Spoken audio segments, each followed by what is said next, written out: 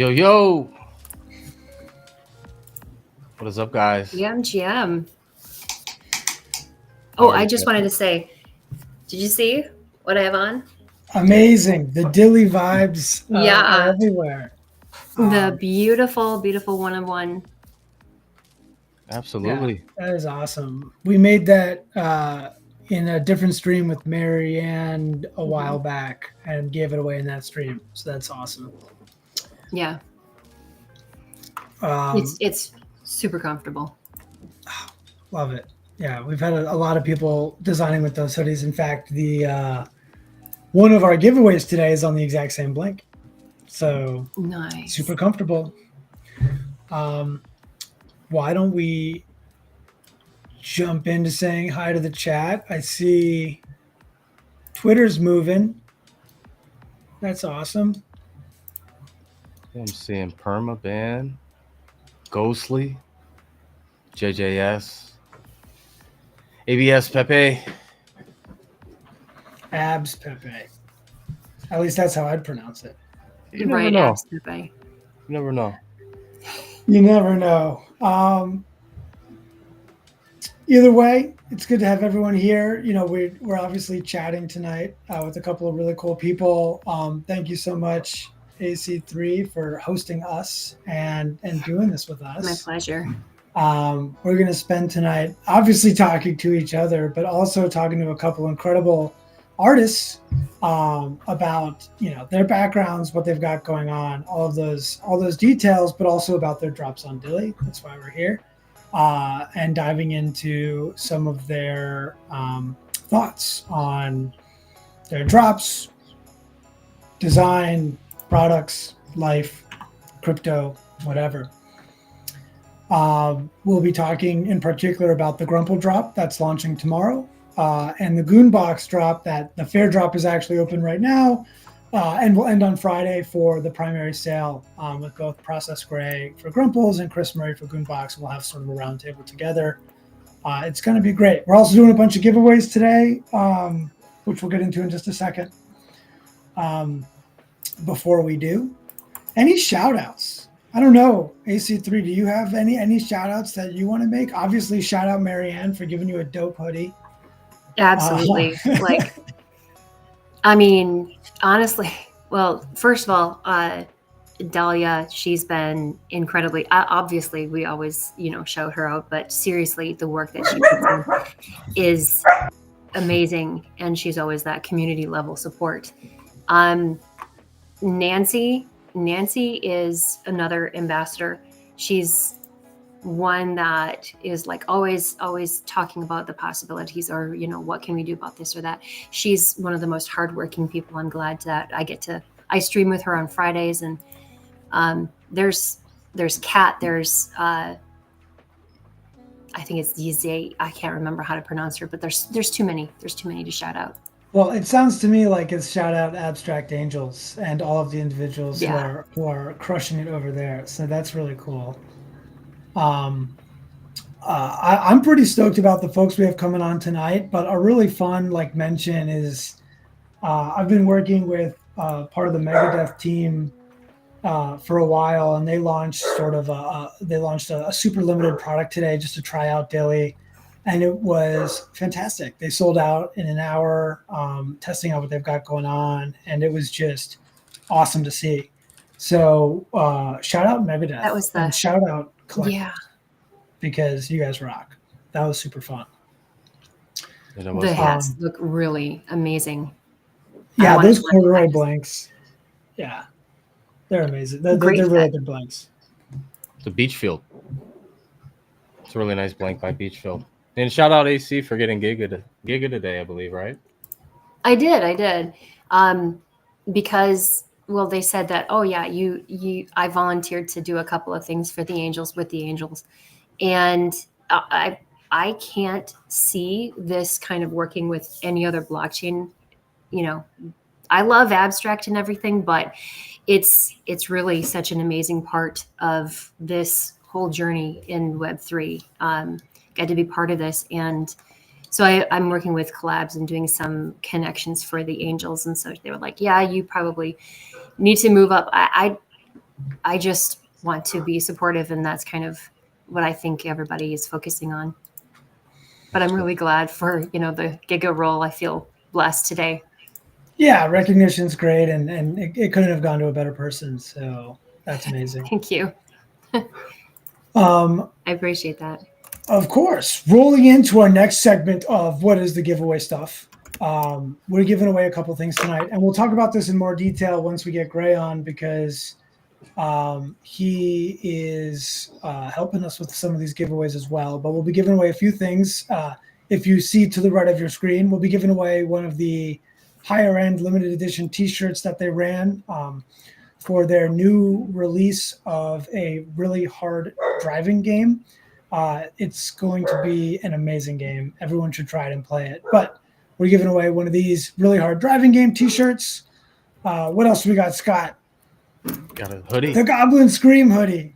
This is the super comfortable. It's the same blank that AC3 is wearing of a different design, and it is an amazing hoodie. The front says Goblin Town. The back has this gorgeous goblin screaming. We're giving away one of those. And also a print of that really hard driving game design.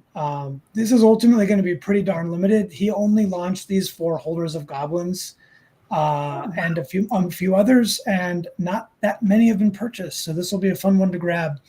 One more giveaway we're doing, which we probably won't do it on the stream because we actually have to buy it tomorrow when the drop launches, but we'll be giving away a Grumple.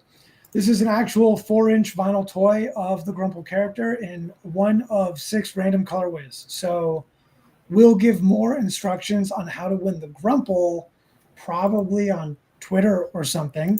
But everything else we're going to give away during the stream. We will give that away split between the Twitter and Abstract chats if they're active, and we'll come up with fun ways to make sure that you guys get the products. One of the requirements, in fact, the only core requirement, is you need a DYLI account. You need a username on DYLI to receive something on DYLI. So please make your accounts now if you're just tuning in and haven't already. What's up, Triple Optics? Welcome. I'm going to make this quick because I really want to get to our actual creators and hang out with them, but just some quick updates on DYLI because we always like to provide them.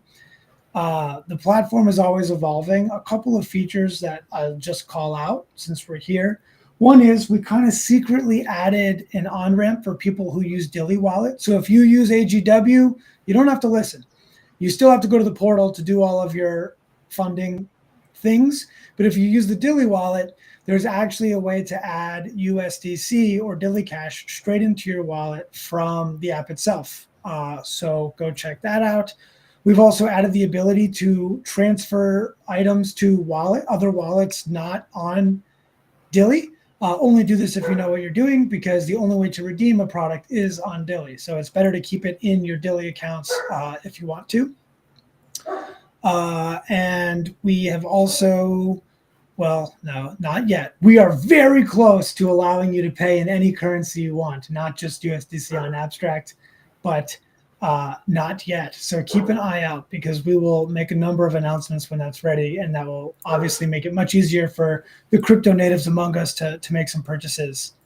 I guess I kind of buried the lead, got ahead of myself in terms of like cool updates. Megadeth did a drop today, sold out. It was awesome. If you do want the hat, I think secondary is floating around $50-$60.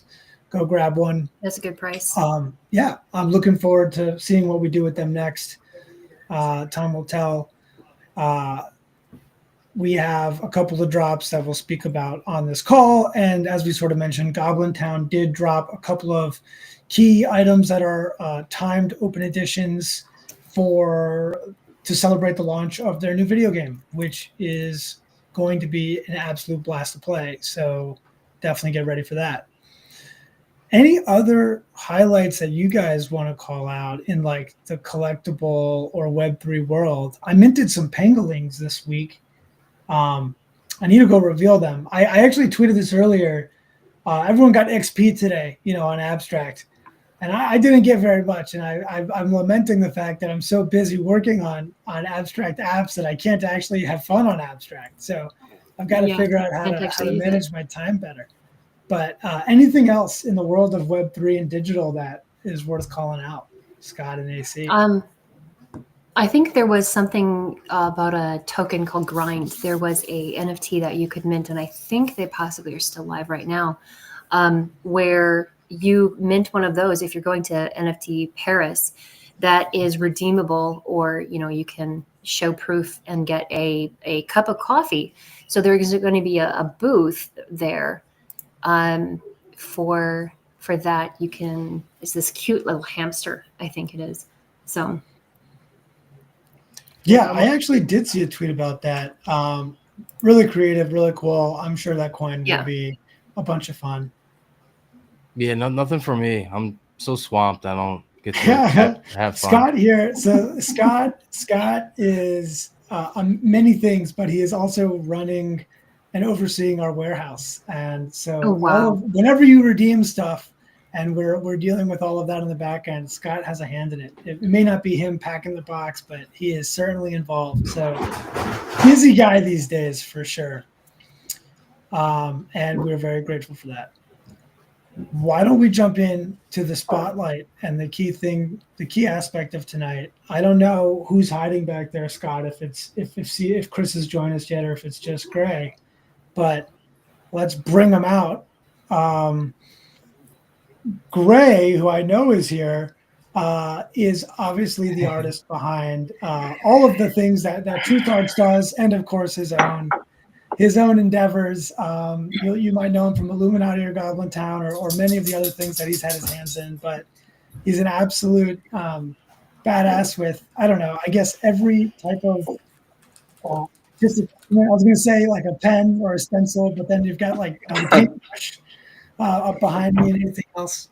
So really excited to have him here to talk to us about anything he really wants, but art, creativity, and of course, Grumples. And do we have Chris here yet, or is he still doing his thing? Not yet. I'll get him. We'll add Chris to the mix when he's here. He's picking up his daughter and being a good father, so we'll cut him some slack. But hey Greg, how you doing? Hey guys, nice to be here, and everyone else that's hanging out too. Nice to meet you, AC.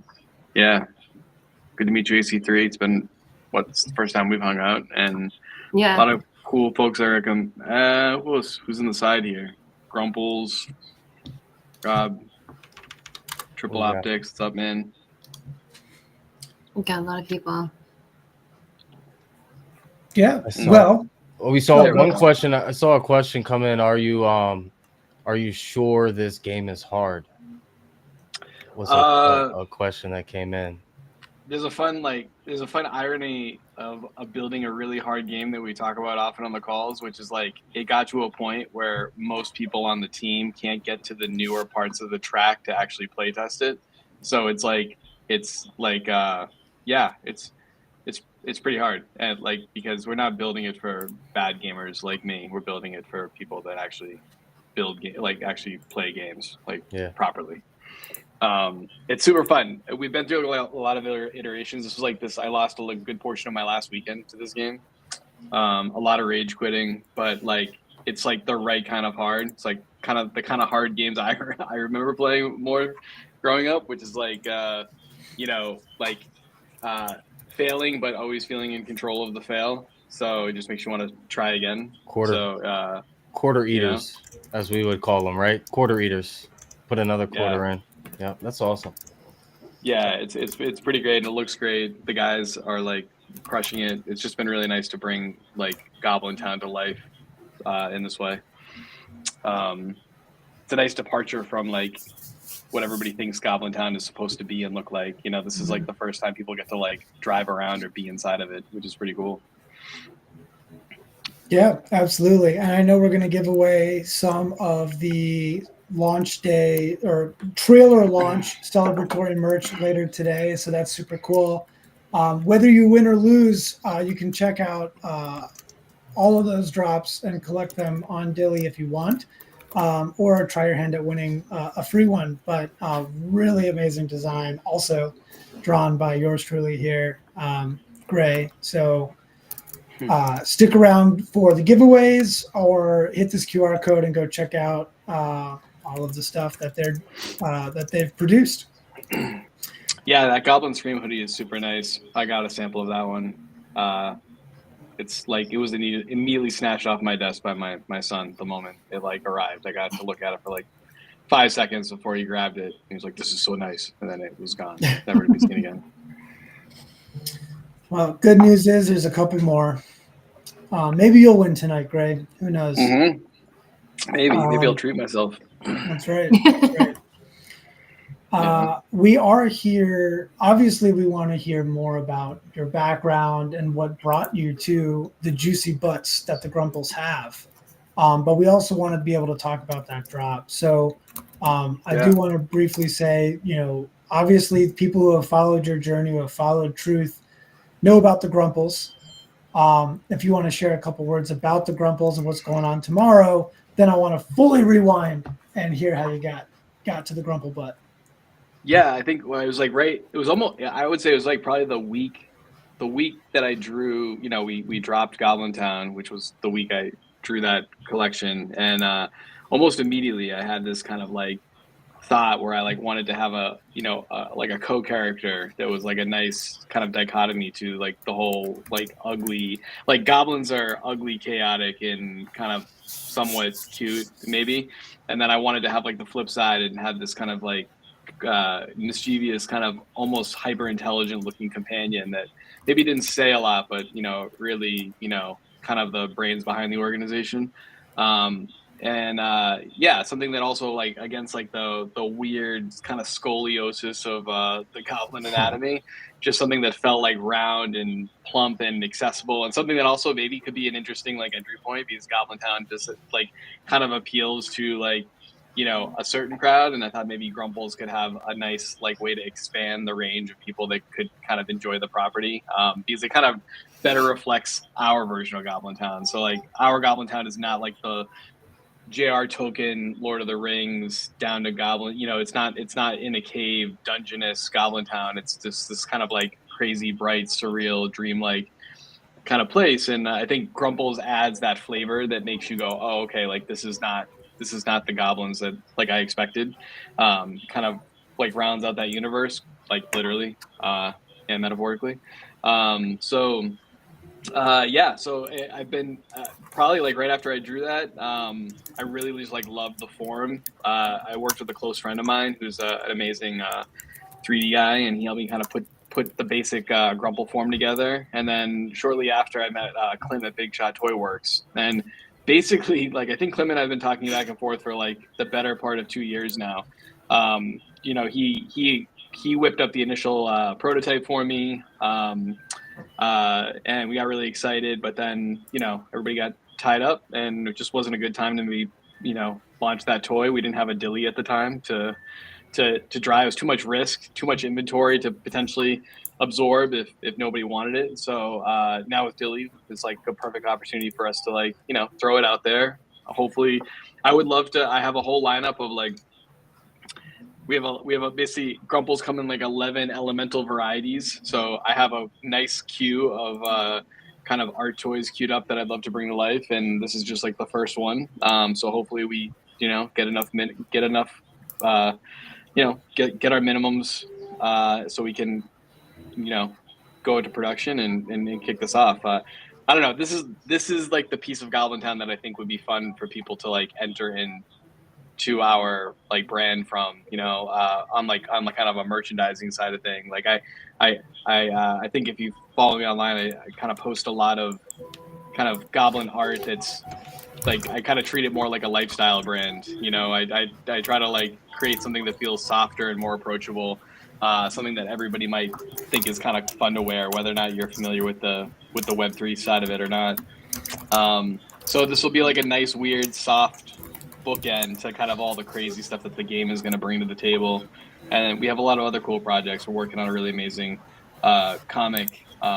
We have kind of a show that we're kind of messing around with, and and a whole bunch of other little things on the back burner. So I think Grumple's just like that one flavor that like kind of gives Goblin Town that little extra bit of color.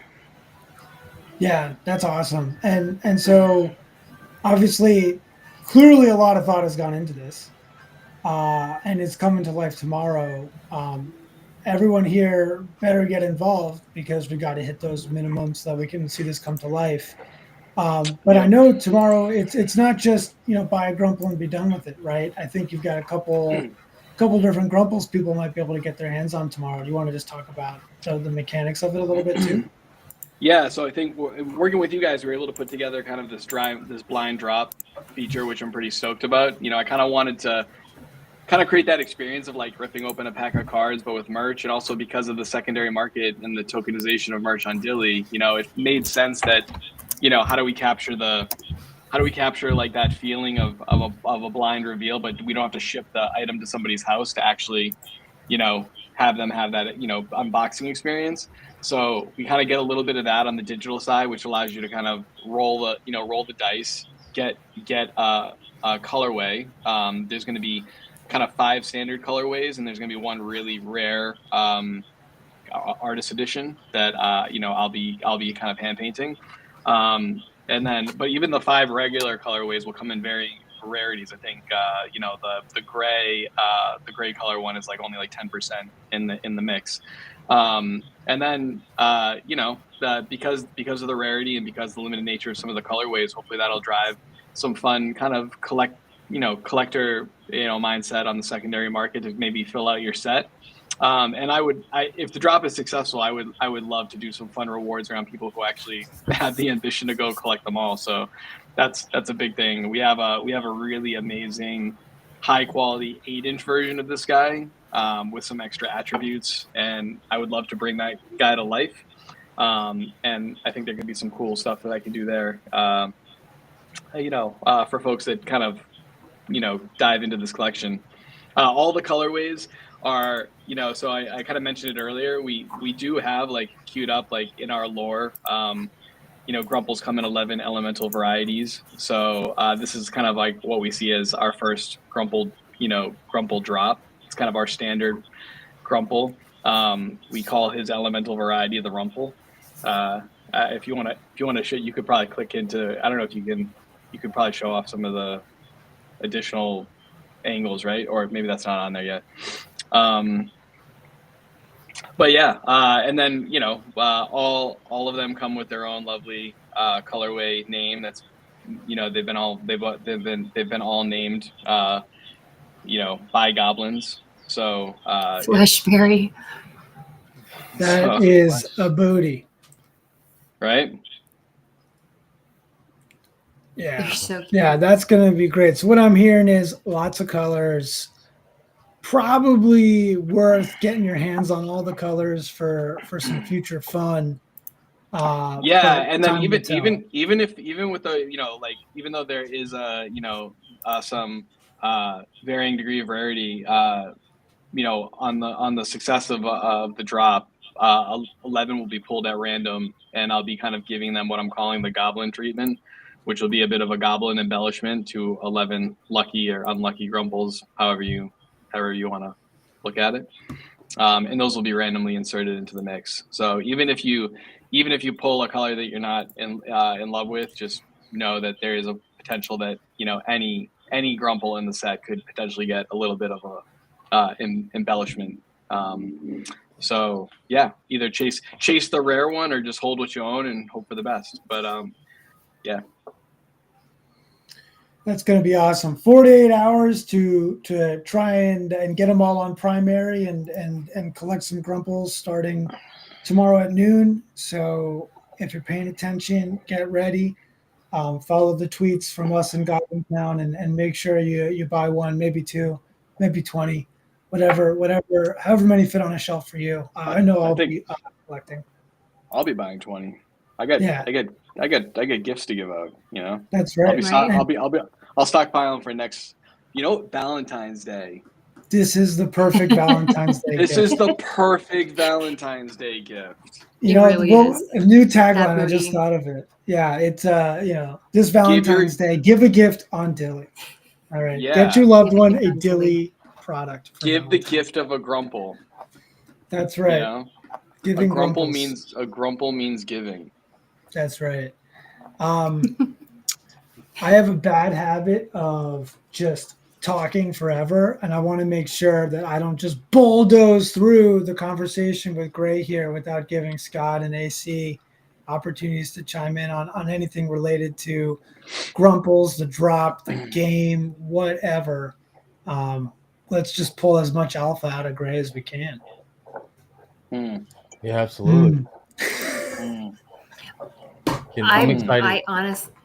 I honestly was looking at the teeth, and I keep thinking like the sound for some reason, the sound that they would make walking around. And I would like to know, is there any plans for doing stickers or something with the Grumples? Because I want to see them walk around and bounce and everything. Having them on my shelf, I want to see them on my screen. Is there anything like that that's going to be connected? I have the most fun drawing them when I get to add them into different concept art for whatever we're working on.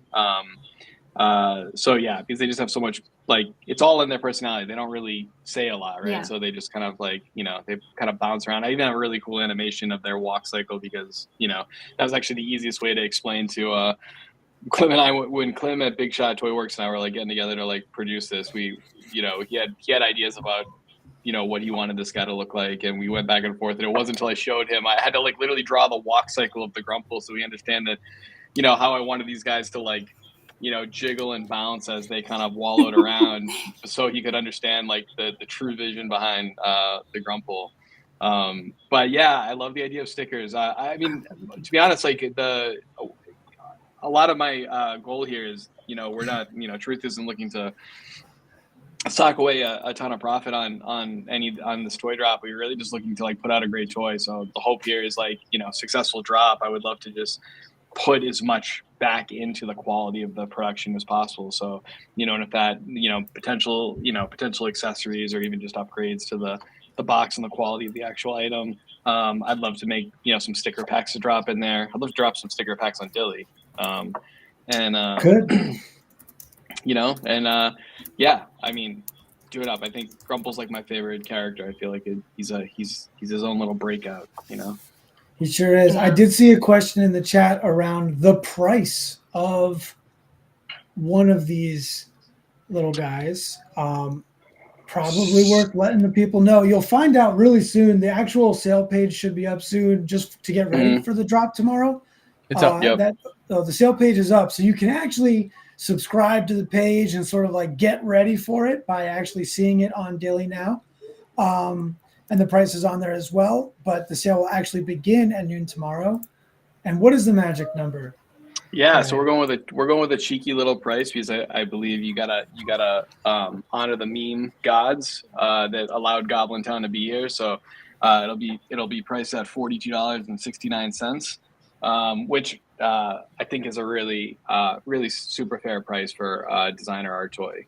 So I think that'll give people room to hopefully roll a few times, especially if you're kind of playing with imaginary fun crypto money.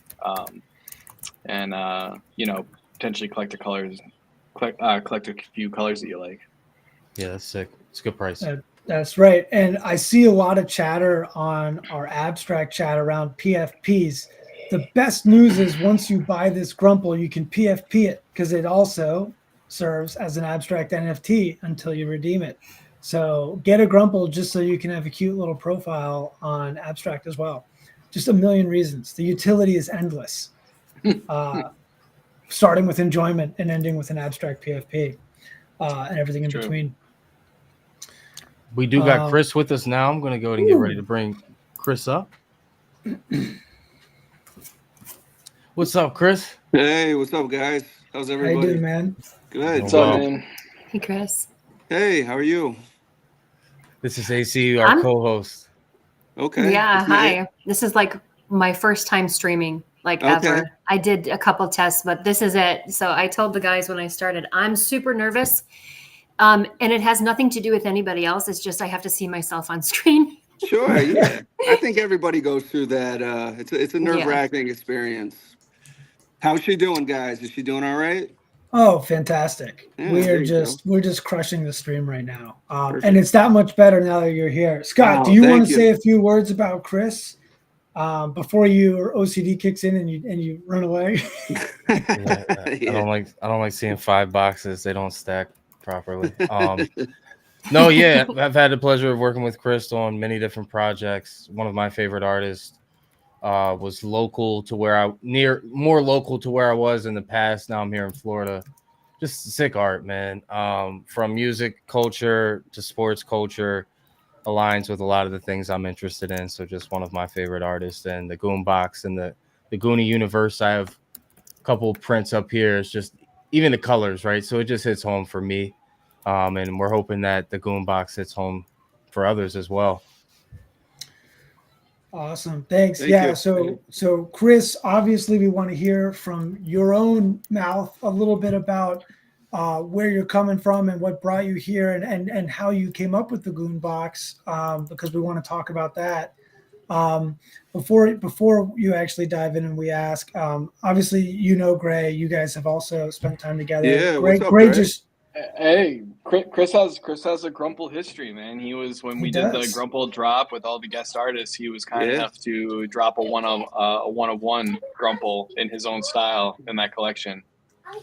Yeah, so sorry, guys, my daughter's wilding out. Are you kidding me? Now. Just being a great dad is never something to apologize for. Ray, Gray, thank you for bringing me on for that. That was an amazing experience, man. And I think who produced the toys? Did Clutter? So no. Big Shot Toy Works is doing the Grumple drop. Clem, at Big Shot. Yeah. So I did talk to I actually don't remember. I think I did talk to Clutter at one point, and I ended up chatting a lot with became friends with Mumbot. Well, I became friends with Mumbot and a few other Web3 artists that were doing a lot of 3D stuff. And Clem ran in their circle, and they all kind of, talked him up. So I gave him a look, and he's great because he's really in, like, he's embedded in Web3. He's in the trenches with the Web3 crew. So he kind of understood the woes of dealing with this space and was willing to play ball. Nice. Yeah, it looks amazing, man. Thanks, man. 1 second. My dog's gonna pee all over the walls. I gotta let him out. 1 second. All right. Come on. Later, Chris.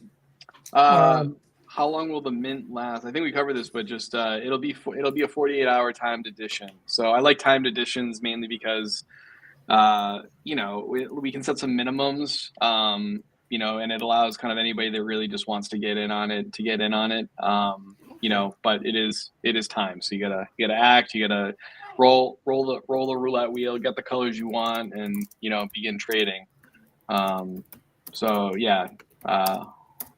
Only rush is making sure you get inside that window. That's right.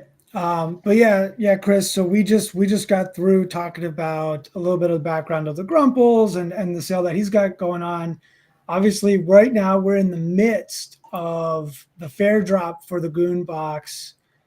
Chris is bringing the mini Goonbox to DYLI. The sale is Friday, but 15 of them are available as part of a fair lottery. You can enter any time between now and Friday at noon for an automated sort of shot at one of these. And at noon, whatever is not sold in the lottery, or if the lottery is at max capacity, there's a minimum of 5 available, first come, first serve of this Goonbox as well. So if you become inspired tonight, hit that QR code, check out the Goonbox, join the lottery, wait to buy on Friday, whatever's interested. But we're going to learn more about Goonbox with Chris right now. If you don't mind, Chris, I'd love to start with just like the Goonie character and what inspired you to make Goonie, before getting into what this Goonbox actually is and what goes into creating it. Yeah, so Goonie essentially is like, it's a combination of myself and just a lot of experiences, a lot of people kind of combined into one person, one character. It's my own universe. It's my own, little world that I created. Kind of like, a kid growing up in the 80s, 90s. We all loved X-Men and Marvel Comics and all that sort of thing. So this is my own version of that. Goonie is kind of the front runner of that crew. Um, very music centric, nostalgia based character. I think that's something we can all relate to. I'm a very nostalgic person. Um, so yeah, this is he was kind of the start of everything, and with that, I feature him in a lot of my commercial work, my fine art work, and I always wanted to have physicals. I've had toys of him before, some vinyl toys, similar to like what Gray's doing with the Grumple, but I wanted something that's almost like a home decor piece. And that's what this is, the Goombox. I actually have the first prototype here. This is the first one we made, and this is mine. Um, Me and a close friend made this as kind of a test run, and we got such a good response from it that we decided to kind of put it in production and make a bunch of these things. So this is the larger one. The one that you guys will be featuring is the smaller scaled version, but you can still put things inside it. It still looks cool on the mantle, in the home office, wherever you want to put it. If you want to walk around the street with it over your shoulder, however you guys want to do it. I mean, it looks great. Each one is hand built out of wood and then hand painted by me. It comes signed and numbered. There's like a little stamp once you lift up the top of the box. There's a stamp and a number of each Goombox. Inside comes prints, stickers. Let me see what else I got in there. I mean, you can put anything in there. Tapes, I almost said CDs, Yeah, but can you those hold don't that up exist again? anymore. What was that? I'm sorry. Can you hold that up again? Oh, sure, Yeah. sure. Yeah. Yeah, there you go. I don't know if you guys can see that. Because we had a couple of people asking. Yeah, so it's just basically my signature and the numbered edition. So these bigger versions, only 10 were made. So that's what that is. And we're bringing 20 of the smallers Yep. to everybody on DYLI. It's truly a collector's item. I mean, so cool. We're hoping to get one just for the office at DYLI as well, just to showcase, because it's such a dope piece. Oh, I'll hook you guys up with that. Don't worry about it. It's all right. It's all about support, Mm-hmm. So that's awesome. Thanks for sharing that, guys. Take a look at the drop. Join the fair drop. Get ready for first come, first serve. Whatever makes sense for you and where you're at. But we are super stoked about the Goombox. Since we have both of you and time is flying, I would love if we could just throw a couple questions at both of you about like just art and creativity and like, what gets you guys going, because you both have amazing styles. You both have produced some awesome pieces. I saw that Scott threw up on the screen while CBM was letting his dog out, Chris's version of a Grumple. And you could see there where, obviously you saw Gray's Grumples, and then you saw this sort of like athlete Grumple, and you could kind of see a blending of their styles. Hey, you don't get a bubble butt just like magically. You have to work at a lot of squats. Right. And so it would just be great to hear from both of you, like where your influence comes from, what's sort of informing your style. Either one of you can jump in first, but just getting to know a bit more about the artist here and what's driving you to make the Juicy Butts or the nostalgia music based content that you do. Gray, I'll let you go. What drives me to make fat asses on my That's my right. vinyl toys? All right, but keep it appropriate. All right. Did I I don't know where boil your down mind the goes. question? Fine. It could be the juicy that's butt, the but driving it could be question. anything. It's the driving question, but also obviously, Gray, you've got some crazy stuff. I mean, the things that you put out for Goblin Town, the things that you put out under your own name, all of it's wild, right? And it obviously comes from somewhere. And when you put pen to paper, there's probably something you do first to get things moving. Maybe it's coffee, maybe it's big butts. I don't know, but I'd love to find out. Yeah, man. It's just I think it's God. It's gonna sound like such a cliched answer, but it's like it's art. Imitates life, right? It's like whatever's happening that gets funneled into the work, right? So Goblin Town was, I've talked about this a lot, was the result of me being horribly sick, and that probably was on the back of a year of struggling, dealing with the Illuminati launch and building my first Web3 community, and then that resulted that was a project that was 18 months of sweating over every raster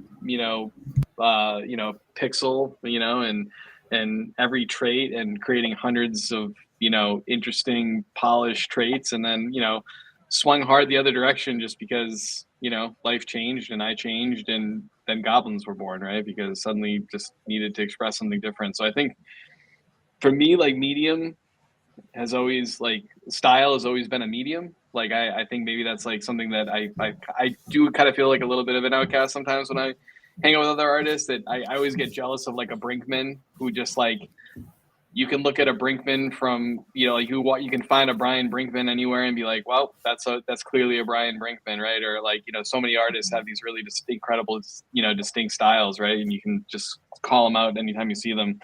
I kind of, for me, it's just always been like, style has just been this thing that helped me chase whatever was in my head, and sometimes I think there's some, like, common threads there, but for the most part, I kind of just chase it, So that was a beautiful answer, but if I'm going to pull the soundbite out for use later, I'm going to go with why did you make the juicy butt, and art imitates life as your response, and we'll just leave it at that. But no, that was great, and it makes a lot of sense. And I've had the privilege of sort of being with you for some of that journey from Illuminati to Goblin Town, and I can totally agree with you that art imitates life, and we were going through quite a few fun things, and we've been going through a lot, man. It's been, what has it been, like 3 years of journey right now together at this point? Yeah, I mean, who's counting? What was that? How long ago was that fateful day that you and Needleman, had, like, absolutely out of your mind agreed to, give the Illuminati a shot and be our support system that would coddle us through many, many launches? Well, you know what? I'm telling you, it worked out, and it's been a pretty amazing ride. So, hell yeah, let's buy some Grumples. Chris, how about you? What inspires me? Is that the question? That's right. Yeah, I know it's been so long since I asked it, right? Yeah, long-winded Gray over here. No, that was a great answer.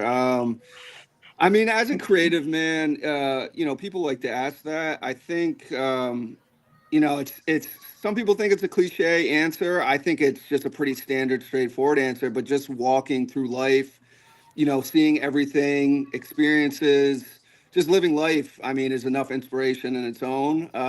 If you can't draw certain things from that to form a narrative, then I don't know what to tell you. I every day, even just picking up my daughter now, it's like on the drive there, like I see things and it sparks ideas, and then I keep like a little notepad every day and I jot down ideas or I type it on my phone. But I've heard, like, other artists say that they can't find inspiration, but me, man, it's like there's so much that I'm dying to get to that I don't even know if I'll have enough time in the day, the month, the year.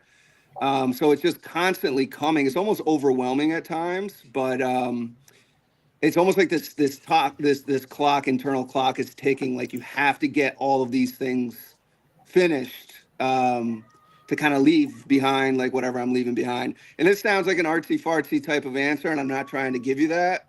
but it's just the truth. I mean, everything in my daily life is just inspiration for me. So I try to apply that to, my paintings, drawings, little tidbits. I mean, you'll see with the work that I create, I mean, you'll notice little things that kind of carry from one piece to another. So it's a constant theme, a constant like evolving narrative.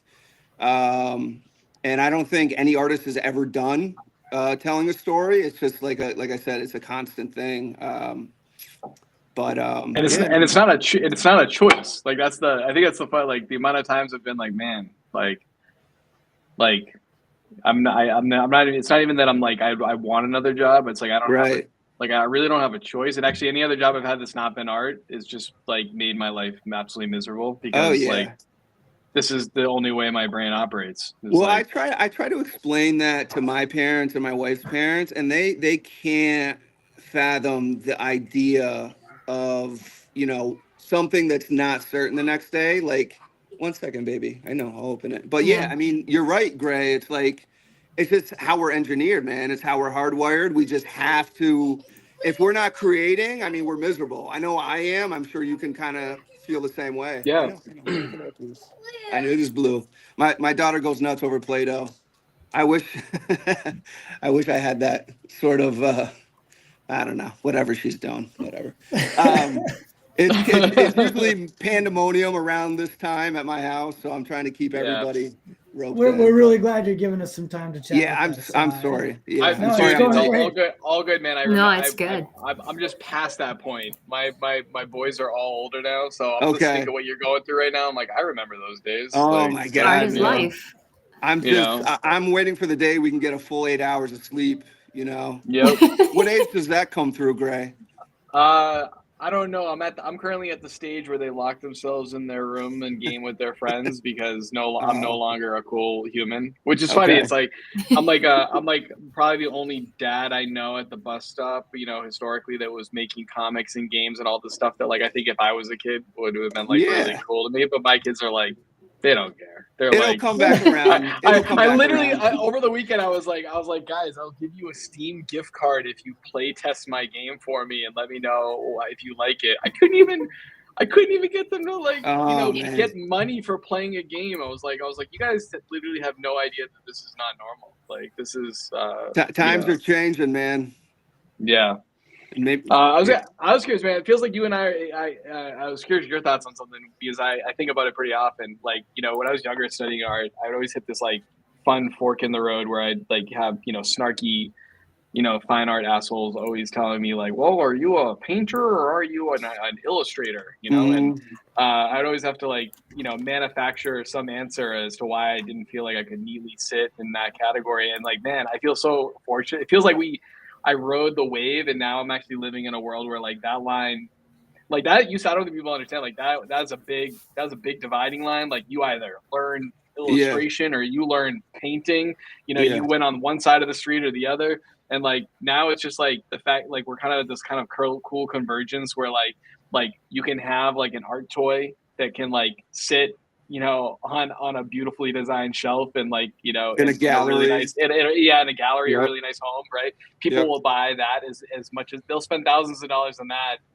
as much as they would on like, a drawing by an artist they loved or a painting, right? So like, it feels really weird to be in this kind of, and exciting because I feel like I rode the wave and like I'm finally at this point where it's like, like I can just make. I don't know. I can just make stuff that I love, and it's not like that's not on the table anymore. I'm sure there's still those circles, but fuck those people. Like, yeah, exactly. Well, that's what I was gonna say. If they're asking that question, they're an asshole. I mean, fuck those guys. That's a question as old as time in the art world. Which side are you on? And as my career gets goes along and I get older, it's like some of the best.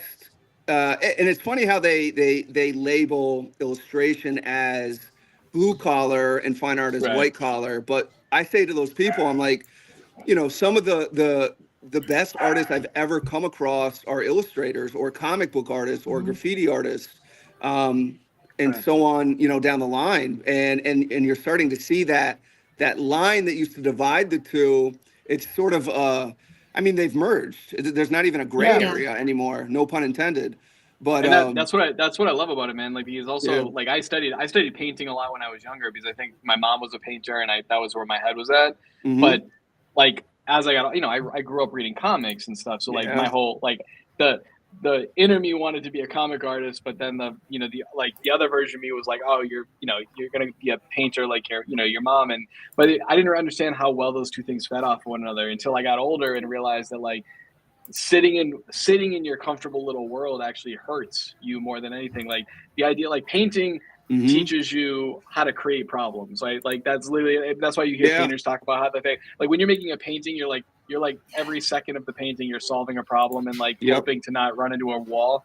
And illustration typically is like you have a narrative and you're like, I'm trying to bring a narrative to life. So you have like a direction, a North Star you're pointing at. Yeah. And so there's like, I think painting taught me to like love that struggle, right? Of just like the unknown of being like, you know what, I'm actually just gonna tear this illustration down or throw a layer on top of it and just go somewhere else right now because I hate how it's going, right? And illustration taught me to have a little bit more discipline about like, nah, there's a mission here, like let's stick to it, Yeah, well, it's funny. It's I almost approach it the opposite way. I mean, I see now like how you framed it, but I almost look at illustration it's always been like a problem solving. Like they give you a thing that they can't figure out, be it a client, a commission or whatever, and they come to you as an illustrator, hey, solve this problem for me. Now with painting, I mean, there's no rules. You can create however you want to create. Sky's the limit. Go nuts.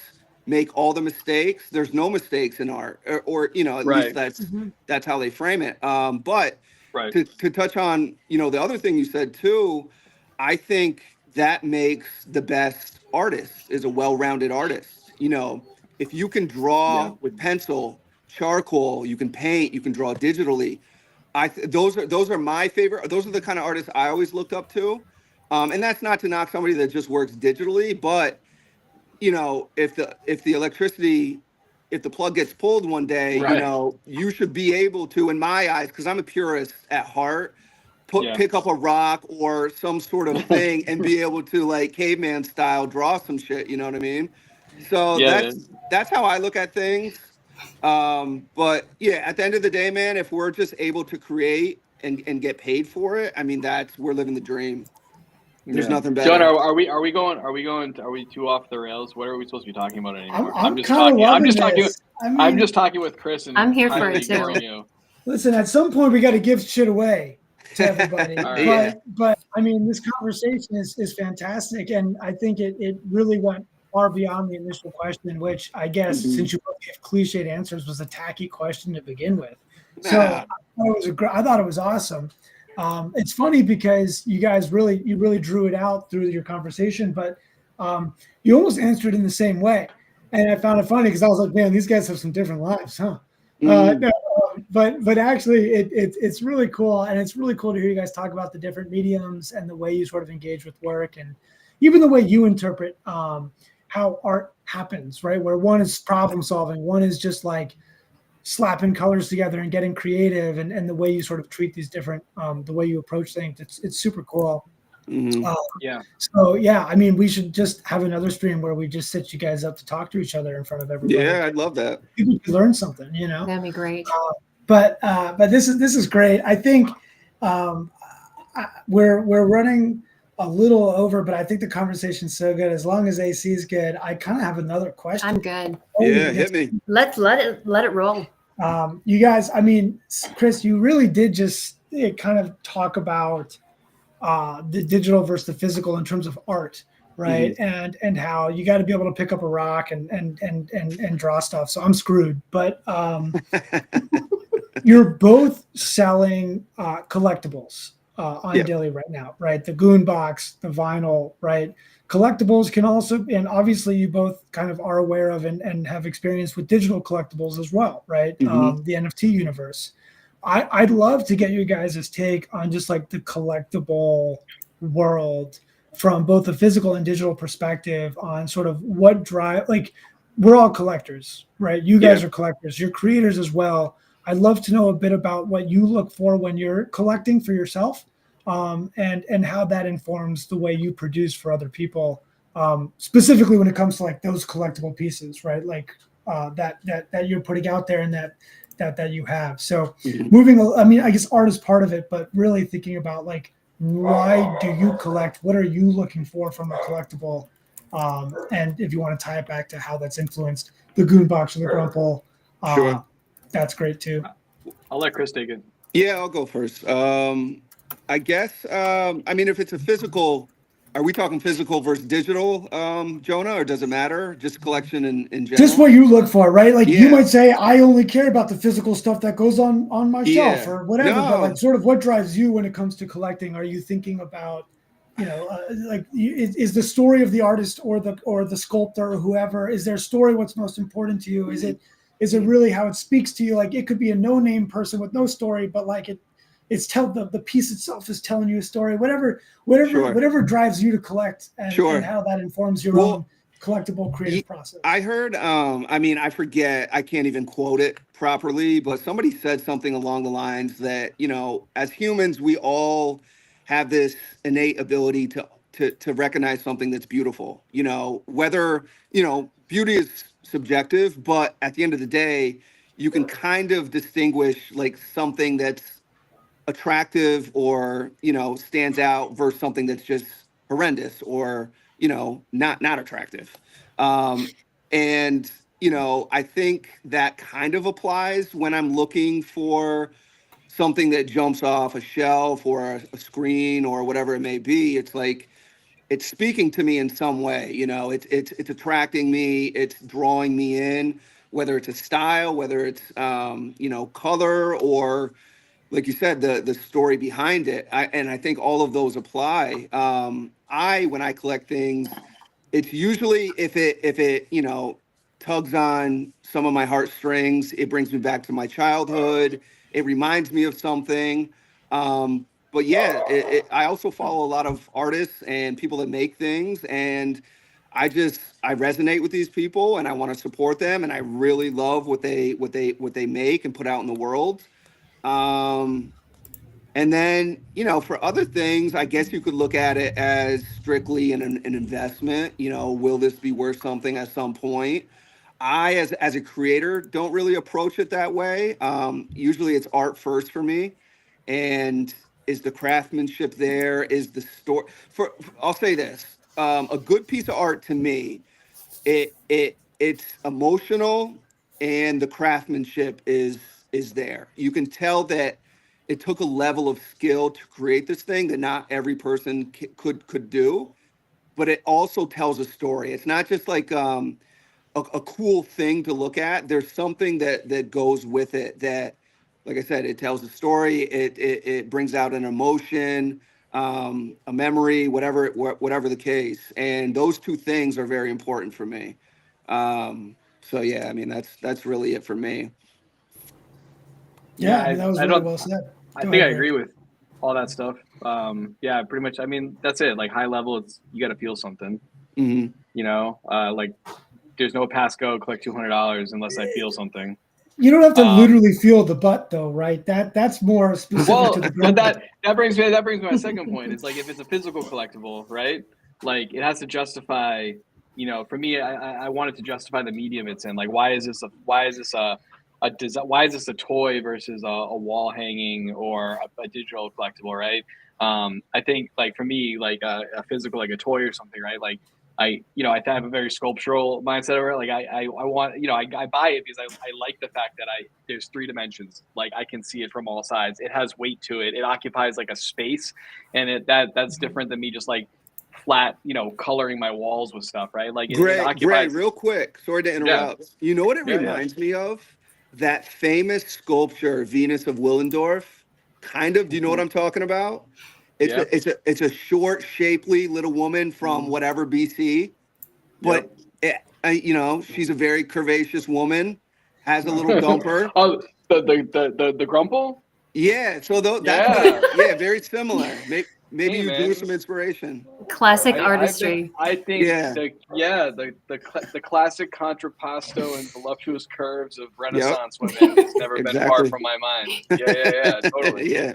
And I think that's it. I think like the Grump, like I'm exploring like some ideas behind like some like weird like goblin toys. For me, like I express goblins in 2D really well, and I actually haven't figured out a way in a toy that I can give more to the collector than I can in like an illustration. But with the Grumple, I just wasn't like, I can draw them all the different ways, but I'm like, man, until you hold this little fat fuck in your hand, you just don't get it. You know, like you wanna see him and see his rotund figure like occupying space, because he actually feels like a little creature. It feels like an object that needs to exist in reality.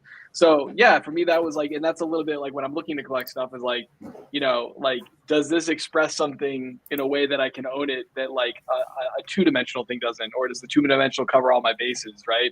And I think that's like always, and also I'm like real mindful, you know, having dealt with like, you know, stuff that my parents and, you know, grandparents have passed on and stuff, and like, you know, I've got kids, and I like show them stuff that I'm like thinking about getting. I'm like, hey, if I like died tomorrow, would you be excited to get this? And like, if they're like, what are you doing, man? Like, this is what is this? You know, like it definitely gives me something to think about now, which is like, you know, kind of like that legacy of like, okay, if this object does exist in a physical space, like what happened? What's its life beyond me? You know, am I adding to a landfill? Am I just creating crap my kids are going to inherit? And I try to think about that as well, you know? It's funny you mentioned that, Gray. That's something, and I'll keep this short, but that's something that really struck a chord with me, like coming into this year. You know, I'm looking at like past years, and it's like, what have I been putting out? Does it really mean something to me? And, you know, it kind of opened my eyes a little bit to be more purposeful with the work that I'm making, like moving forward. Like you said, is it just shit nobody needs or wants, really? Right. And it's just out there in the ether. So yeah, I mean, less is more is essentially what that is.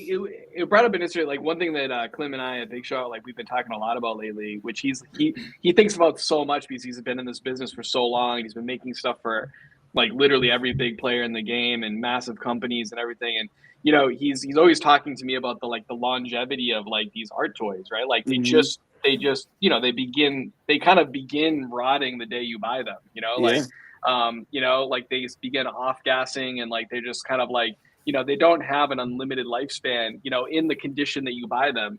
And you know, he I think at his part of his career, he's obviously been through this for all these years. So I think he's starting to question a lot of like, that's what gets him actually really excited about Web3 is this opportunity to have you know, AR and VR and have these objects exist in a digital landscape where they don't add to a landfill, and they actually get to stay in mint condition for the end of all time. And you can socially signal to your friends in a way that you would never be able to socially signal, hey, I own this cool thing if it sits on a shelf in my living room, because only the 5 people that I ever let over my house would ever see it, right? So like, there's something, so I can like, you can start to feel the natural transition towards like virtual digital spaces as being actually an exciting place for physicals, because you know, like we do become more green and, you know, conscious about the world we're leaving behind, and it's like maybe I don't want to add more plastic to this place, and you know, maybe this does deserve to be a physical item, but it needs to be in a digital space, you know.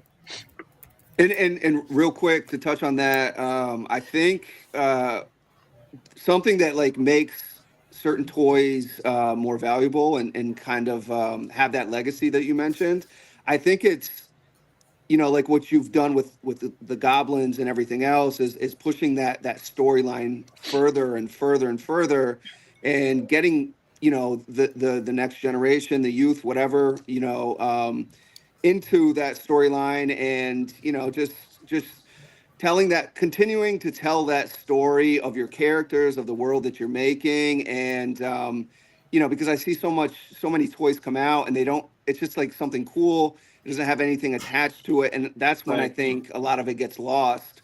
But if you have a world attached to it and something to go with it, I think it's much more meaningful. So I mean, I don't know. I can't think of any toys I had growing up that didn't have massive worlds attached to them. You know, like I think that's the problem. Is like, you know, all this stuff has become so accessible for creators. Is good and bad side. You can just have anything. This art object that just exists to be art, but it's completely detached from any kind of like larger story, which is fine. You can just appreciate that. But like, I kind of want to create something that is an entry point into a world, right? And like for me, it's like I want to have that same feeling when I had my, you know, when I finally completed my full set of Ninja Turtles with that Technodrome. Like I want to feel that, like, again, you know, or give that you know, and I don't actually see my kids actually getting that same experience that I had, you know, from like that kind of excitement around, you know, collectibles basically. Yeah, I think things are too accessible nowadays. Everything is just, I mean, it's right there whenever you need it, whenever you want it. We had to wait for it, we had to work for it, and when we got it, it meant something. So I don't know, maybe a little bit of that is lost, but I think you can get it back by, you know, having a strong narrative and everything else, a brand, whatever. I'm hearing that nostalgia come just pouring out of you. Oh, Yes. dude, it's nonstop. Oh, It's almost exhausting, you know, because this is the shit that I talk about nonstop. And my wife's like, "Would you shut up already?" But it's just, you know, it's something I'm passionate about. You know, I think it rings true with a lot of things. Yeah, I mean, listen, I think you're both kind of coming together to tell a really cool story here. But you know, Gray said something around these sculptures, these art pieces taking space in digital spaces as well as Mhm. physical. And I think, you know, in terms of how people think and collect today, we're seeing that, right? Whether it's NFTs or even just, you know, the things that happen in the Epic Games Store, right? Like more and more time is being spent by people. They're still collecting, but what are they collecting? They're collecting badges, they're collecting achievements, they're collecting Mhm. like they're just racking up hours in these digital worlds collecting there too, right? And so the ability to tell stories and provide products and experiences in all those mediums, whether they're a physical goon box on the shelf or in a digital space that's still representative of that thing is really cool. And I can't think of a better way to just hype up DYLI. So thanks, guys. That was big shill for the DYLI. I have a question for Chris. Mhm. Do you think when like, so we're the generation, we grew up with action figures, obsessed with action figures, right? Yeah. Yep. I don't like I don't see my kids and their friends going on to create a toy. Okay. Like I'm kind of wondering if this is like we're kind of in this era. Well, I'm just saying, like, it's our generation. We finally have adult skills, and we're like, oh, let's build the nostalgia that we always wanted. Like, let's bring it back to life. Okay, so once we're all gone and washed out, right? Like, is that the ushering in? Is that when digital really just takes hold because there's just physical objects just what, like who's gonna love it? Who's gonna have the nostalgia to, like, you know, pull it? Like, what is the future of digital objects as art objects? You know, like, that makes me kind of curious. That's I don't know the if real it makes question. me sad, but I'm curious. You know? Yeah. I mean, are your kids playing with toys? I mean, did they play with toys, figures? They did, but not like.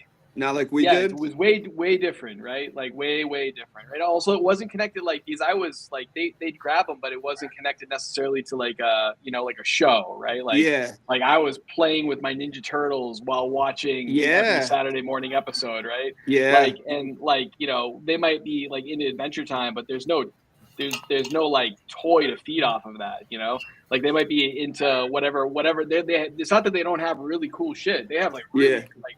I watch the cartoons that they have all the time, and it's awesome. But like, they don't have that, like, physical in real life connective tissue other than gaming. Like, it's gaming, it's digital space. Like, that's how they connect the dots between, you know, gaming and you know, popular culture. That's all, like, that's the carryover. I think there's just too much shit out there. I really do. I mean, think back to when we were kids. I mean, there was like 4 things that we could attach ourselves to. It was like Transformers. There was you know, X-Men on Saturdays, and then Ninja Turtles and G.I. Joe, of course. Well, don't forget nowadays, rocks. There was rocks.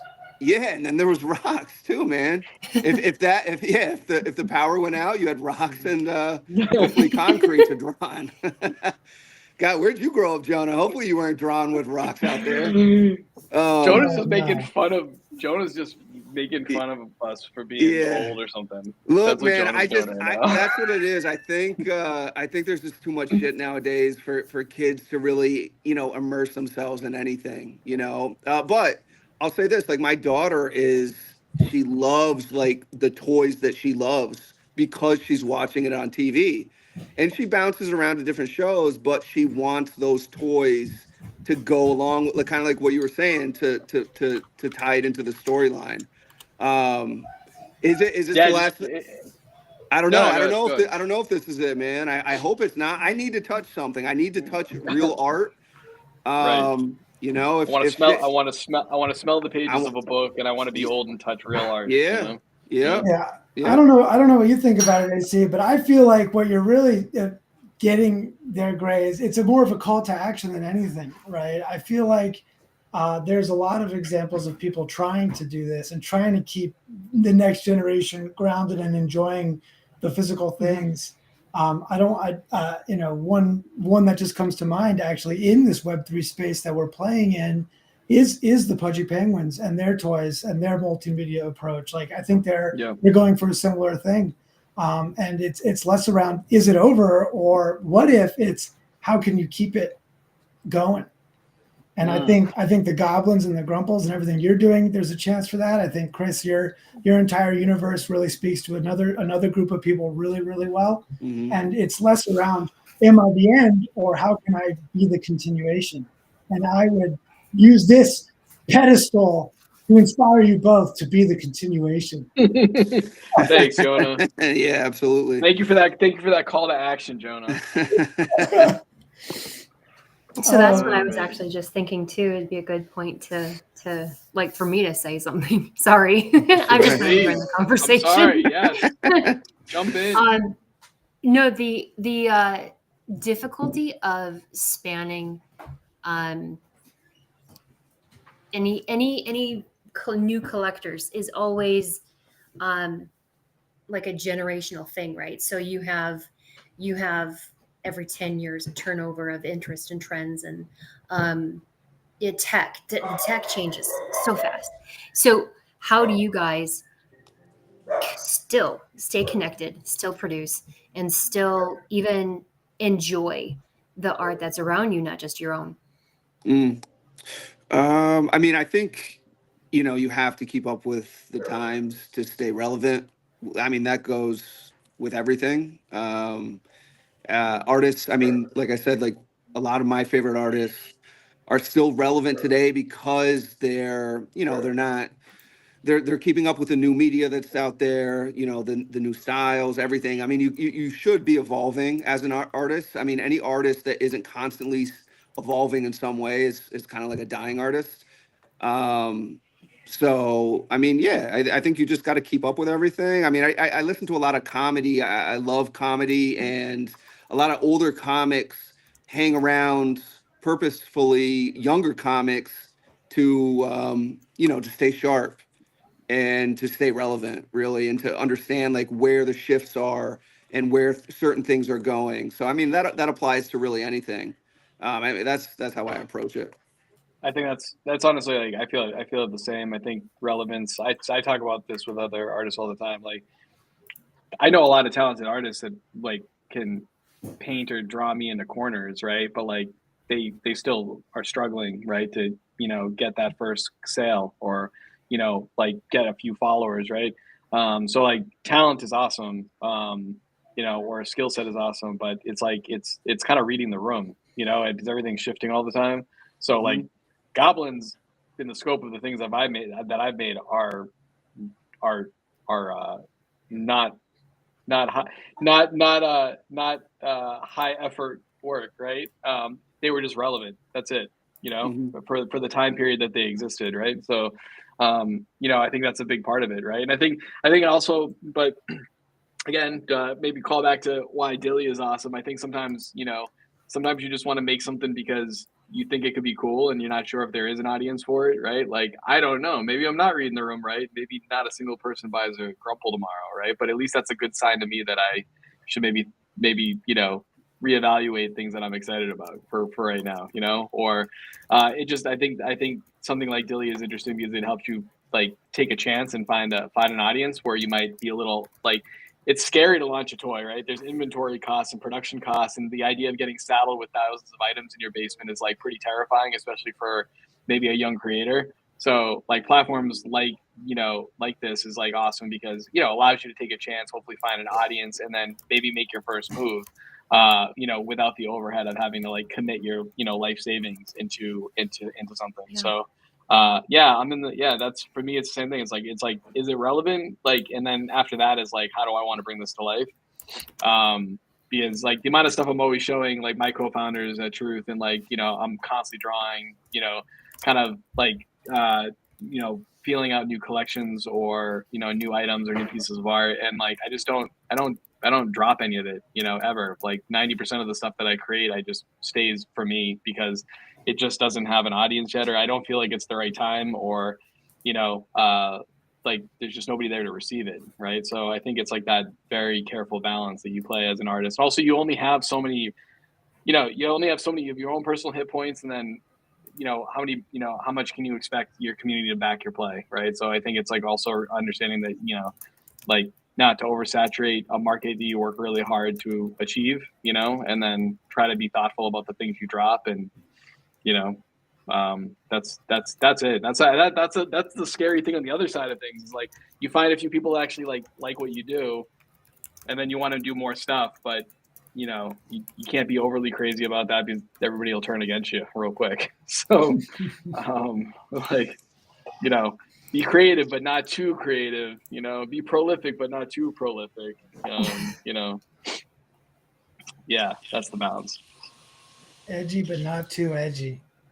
Yeah. That's great. Are we doing some giveaways?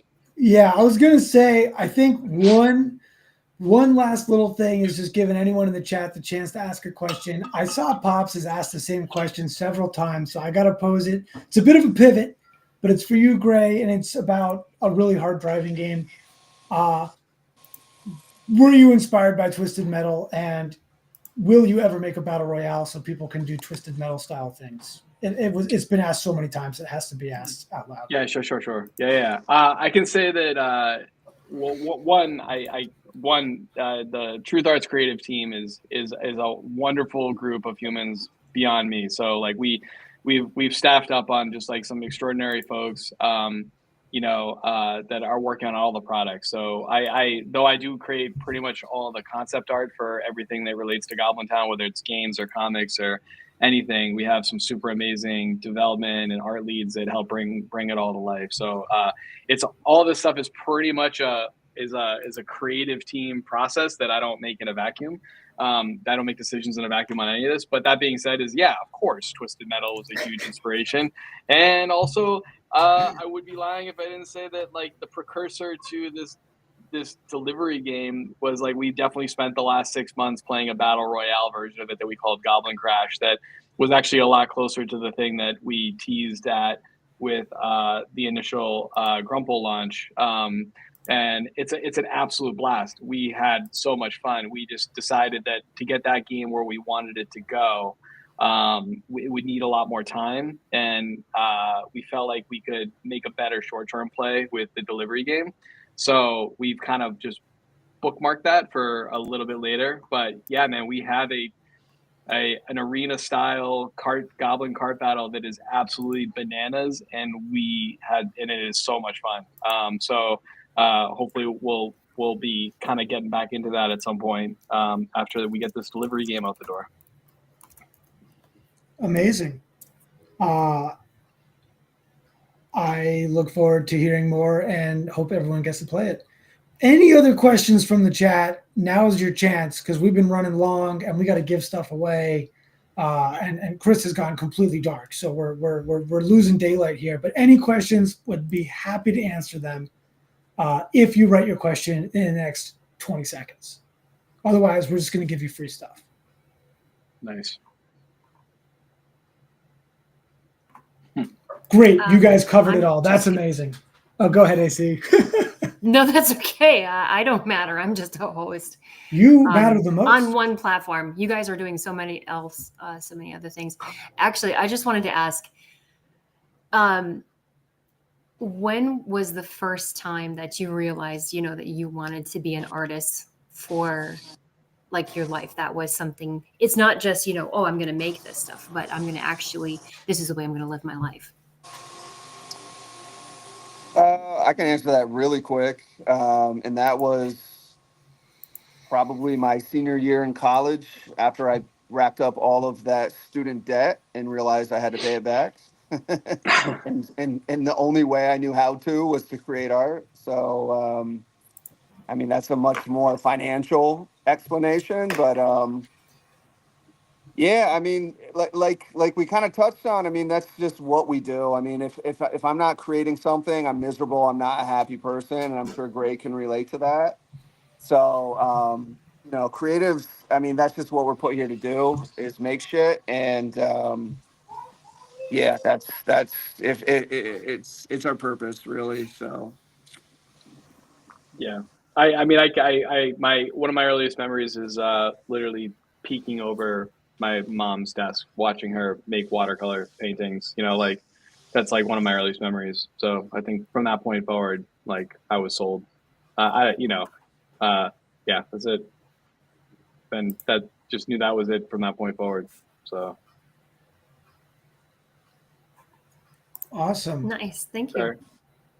I do see the chat. When does the Galvatown game release? Is that still secret knowledge for pumping, or do you it's guys not have secret. a date? It's not.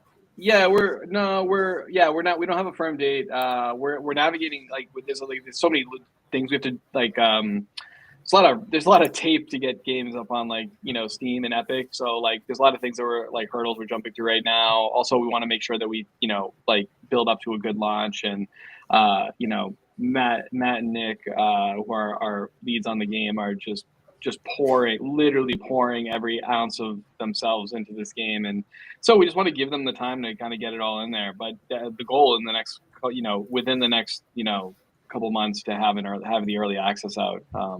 For sure. Yeah, the official game launch date will be announced probably pretty soon. Cool.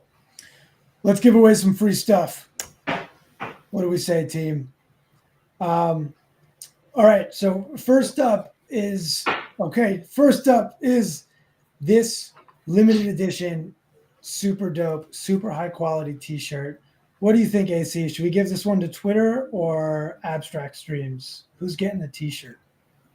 Let's do it on Twitter. I think we've got a good amount of people on there.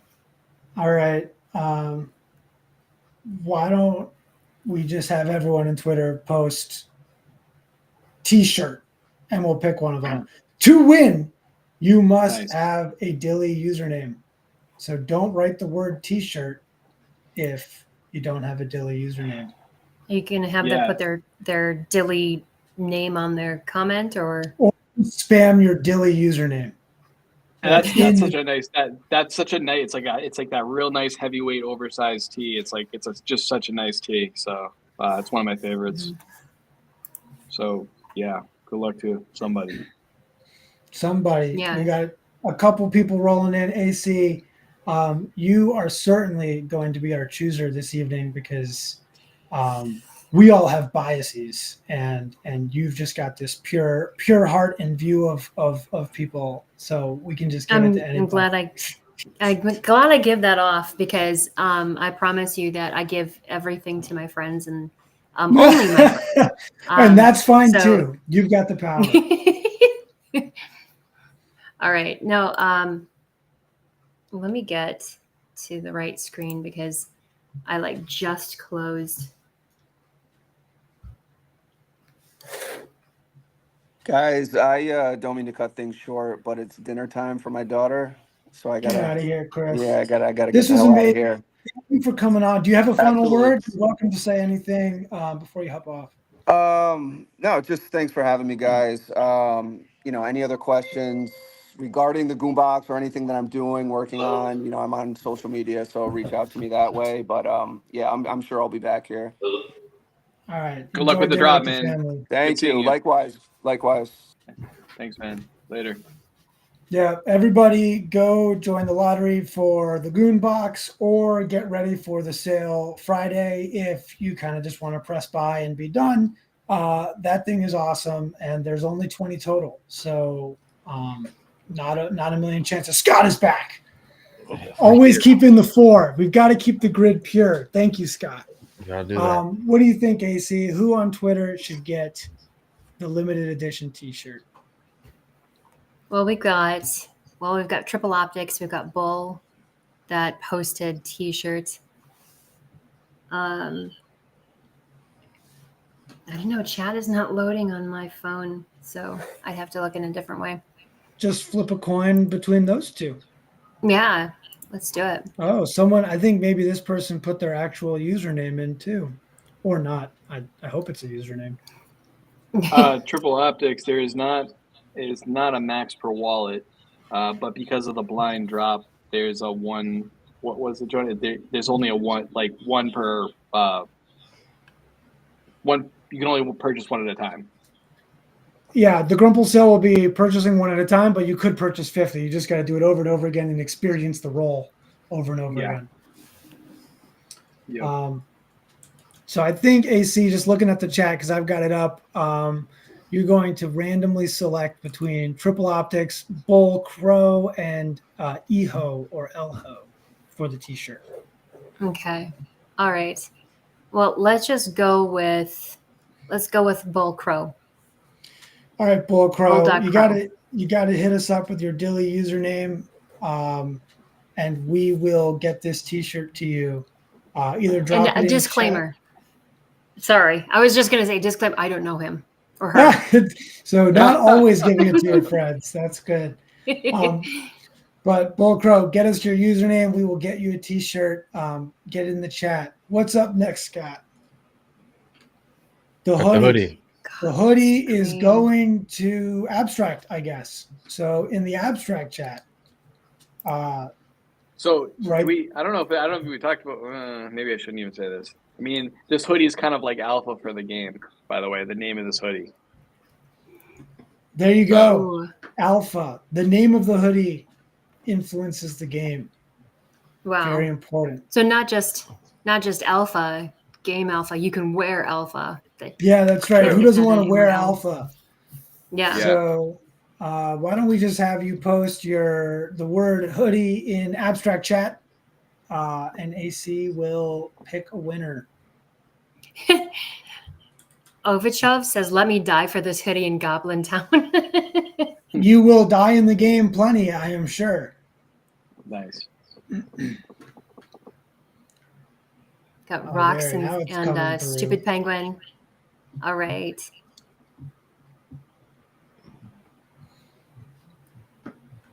And 1K3 is on Abstract and Twitter. That's he's locked in. That's right. So we've got 4 so far. We've got Rocks, Stupid Penguin, Ovichov, and 1K3. Thank you for the tip. That's so nice. A whole Pangu. That's dinner.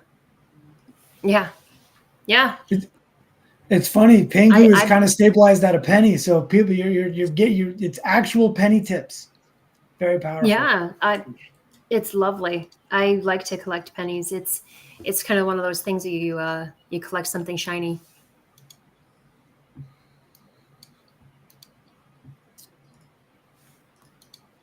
Do we get a winner for the hoodie?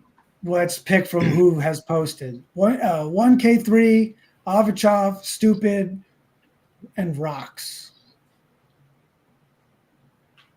Flip a coin, spin a wheel. Okay. We've got, how about Ovichov? Ovichov, look at you go. Hit us with your username. I feel like you've won on a previous stream as well. You are a champion. You've got a name that people just love to say. Keep it moving. It's fun. Yeah. Send us your username again because I don't want to get it wrong, and we will get you this awesome hoodie. Next. Last but not least is the print. Oh, did you guys got it? Because I feel isn't it over now? Oh, is it over now? Oh shit. No print. No print. Guess what? No print. It ended. We took too long. We're having too much fun. If you want one of these prints, too bad. There's only a few out there, and I have one of them, and I'm never selling. But we did do one giveaway on Twitter, one giveaway on Abstract, and we've got another big giveaway that will be happening off stream because we're going to give away a Grumple. The DYLI account will be buying a Grumple tomorrow with the intent to give it away, regardless of the colorway we get. And the way that you can get that will be to engage with a tweet. The tweet that you'll be engaging with should be something that either Goblin Town or us tweets around the sale being live. We will share that with you tomorrow at noon, and everyone who messes around with it and helps amplify it and comment on it or something, I don't know, we'll make sure that we make it clear to you what the rules are somehow. We'll have a chance at winning a Grumple. Wow. So We'll pin it. awesome. We'll pin it as Wow. well. Make it easy. Yeah, we'll pin a tweet. The DYLI account will pin a tweet tomorrow at noon that you will amplify and have a chance at winning a Grumple. Of course, even if you win one Grumple, there's still 4 more colors you got to get. So it doesn't replace jumping in there and buying 30 Grumples or less or more. Please buy 30 Grumples. If everybody, if everybody here bought 30 Grumples, would be good. You have 936 people here. Right now. So if 900 people buy 30 Grumples, we might actually have a production challenge. All right, that's actually a lot. Can we just do one? Everybody can get one. That'd be great. Yeah, just one apiece would be awesome. Or 10. Buy for your neighbor. Yeah. One apiece, just so I can keep making more ridiculous goblin toys. That's it. Selfishly, I just want to keep making toys. So if you would help me do that, I'd really appreciate it. Well, listen, we've held this captive audience for such a long time. It's almost cruel. Everyone should be eating food and doing things. But obviously, Gray, last thoughts. Please share. I mean, you kind of just said, buy Grumples, but anything you want to get off your chest or say now is the perfect time. Thanks for everybody that's been along for the journey so far with me. Really appreciate it. And, and I hope I'll be able to drop some merch on DYLI in the next few months to kind of, give everybody some more fun stuff to collect. But, thanks for sticking around. Thanks for supporting my work, and thanks for supporting Goblin Town. So we'll keep making stuff if you guys keep showing up. We love you, Gray. AC, do you want anything at all? Round us out, say goodbye. Thank you so much for hosting us. My only words are buy Grumples, buy Goon Boxes, and I pass it to you to have the final word. I don't have much to say because you guys kind of said so much. I've got a lot in my head that I'm thinking about because honestly, this is from the time that I saw DYLI, the site, that it's been like a passion. I love the ability that artists have through this site. And I'm so glad to be part of this conversation today because it highlights all of the good parts that I really enjoy about DYLI. Collectors and designers and artists, everybody, being able to connect in a way that it's difficult to IRL. So if you are on DYLI, follow your favorite creators. You can get so much information. Follow them on Twitter. Make sure that you stay in touch because you're going to see things. You're going to start seeing amazing things come out and get launched. And this is the start. Absolutely. Amazing. Very well said. Yep. Thank you, everyone, for tuning in. We'll see you next week. We love you. And I don't know how to end this because I'm not in charge, but thank you, bye, guys. everybody.